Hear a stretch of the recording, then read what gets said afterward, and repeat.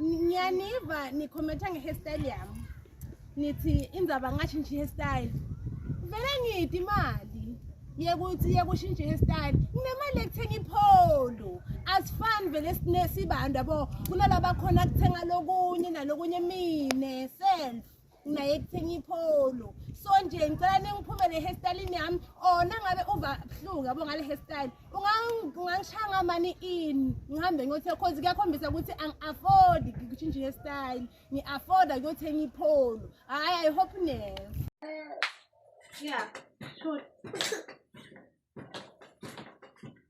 athi nje ukuthi uzothenga ingcwembe la ude athi nje uzothenga ingcwembe kaya ngesigodo semthanyeni sigodo nje semthanyeni siyapheka sigodo nje semthanyeni uthini bani uthini ngesigodo semthanyeni mfana wami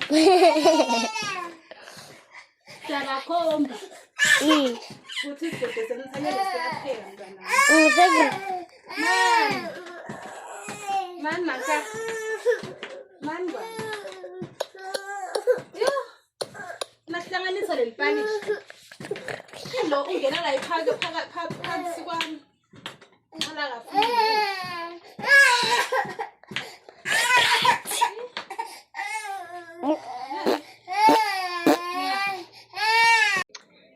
Sanibonani guys. Kunento lengifuna ukuyiclarify la. Sho ukuthi mina I am a maths and science teacher, but I'm not permanent. Being under a contract, lephele nyalo ngoDecember. So mine nginestandi sami ngisakhago ngwathi nakuphuma leti imali cause na umake nje funeka ube na something for bantu abakho. Kwathi nangihola imali ami ekugcina ngahamba ngayisa standini for i-future yabantu abami. Then lele sele ngaplana ngathengela boy wami timpahla lo mfana cause bengifuna ukuthi naye abe muhle kakhulu kubonakala ukuthi makwakhe bekabamba imali ayisimadlane. Then lelenye ngayibeka ukuthi ngiyadisothela for ukuthi ngikhone kuphila nami ngikhone kuphila yabo. Ngavelelwa inkinga ngoDecember. Kunalo mnyendo matane ngambolekela 13,000. Ngambolekela 13,000. Then lo muntu lengimbolekele yena ngambolekela I think it was August. Yes. Lo muntu lebe ngimbolekele kuye le mali. Bengisolo ngimfonela Ndvombatane nginaledi Nkosi ngingamtholi. Ngimfonela ngingamtholi. Fonini. Lo make lengiboleke kuye le mali cause bekangithemba vele kakhulu mina angisuye nje tsotsi ngimuntu lothembakele. Wafika kimi vele wathi angasahleki cause vele emalini vele umuntu uyahleka aphinze angasahleki. Wafika lo make lengihlala khona wafika wathi uqela imali yakhe ngimtransferele le nginayo ku bank account yami. Ngamtransferela lo make imali yami yonke lebengisele nayo. Wathi lo make le mali incane akahlanyena. Thatha ifurniture yami.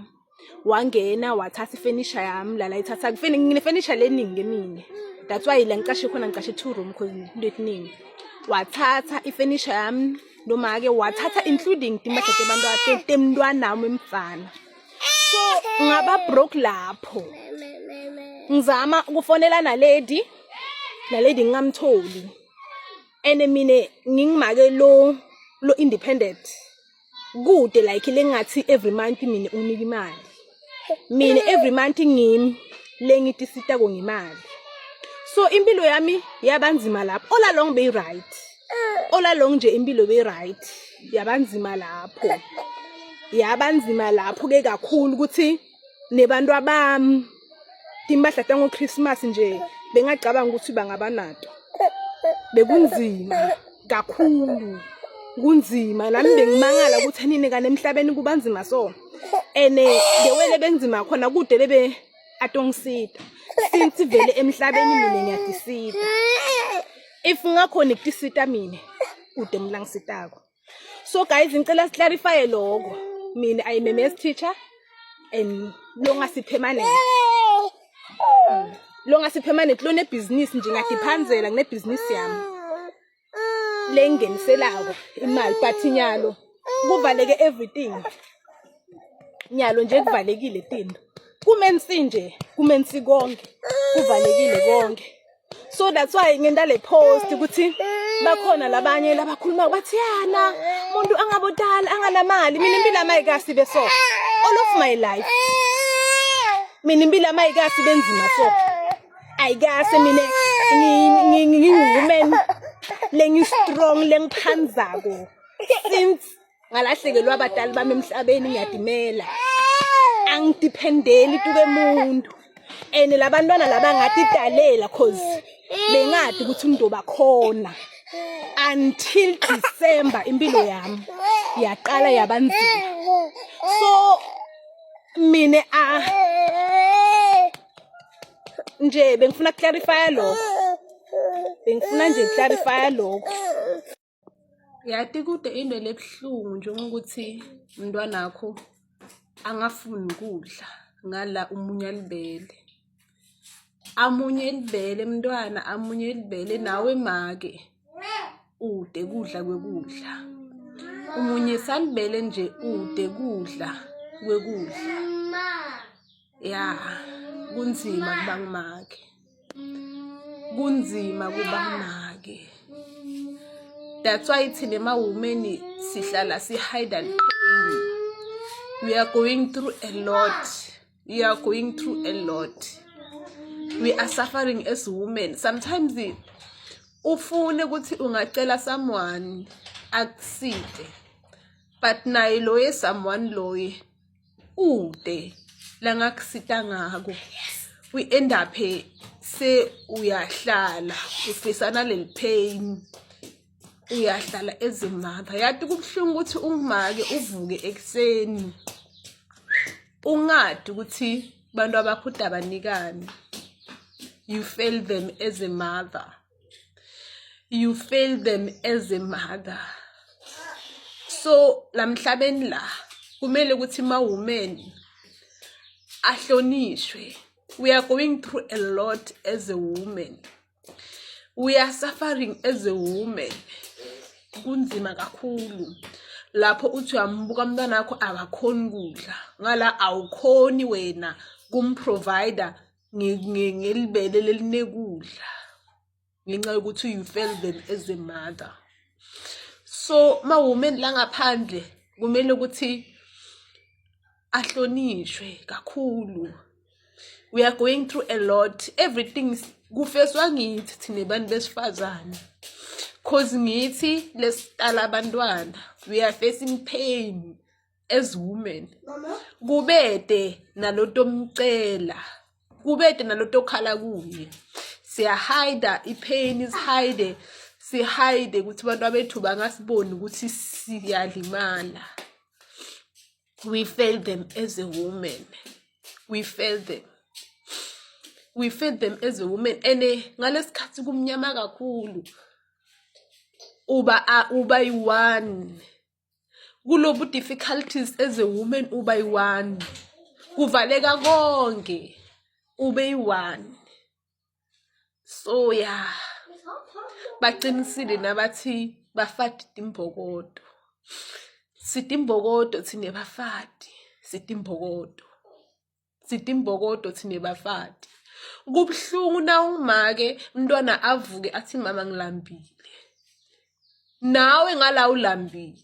Kude lotomnika kona.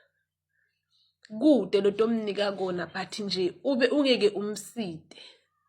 So ngiyacela uthi nibohlonipha abantu besifazane.